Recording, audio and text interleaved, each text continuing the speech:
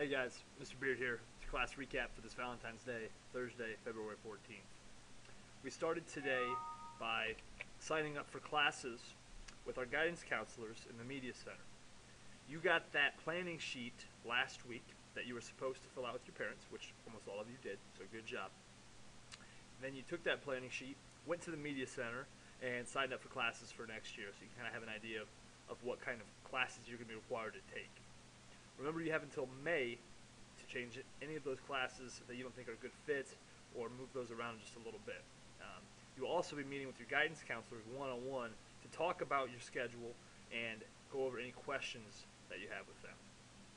When students came back from scheduling, we went into our bell ringer, which I'll pop up on the screen here for you.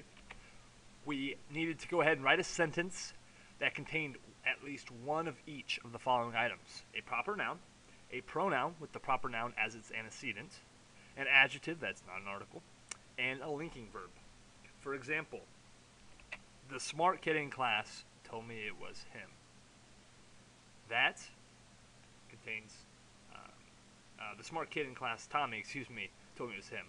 Tommy would be our proper noun, him is the pronoun, smart is the adjective, and was is the linking verb.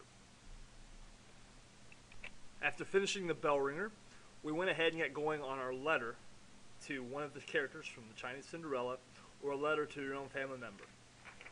The instructions are here. I'll also post these on our website. And the basic gist of this is that you're going to write a friendly letter to one of the characters that stood out to you in Chinese Cinderella. You can write to Adeline, Yi, Niang, and Baba, father, any of her siblings, and just let out your feelings on how you think they handled the situation they were in. It doesn't have to always be real super nice. So if you write Niang and say, how could you treat your stepdaughter like this? She was only a child, so forth. You can let out your frustrations as long as you do it in a professional and school-appropriate manner. You also have another option.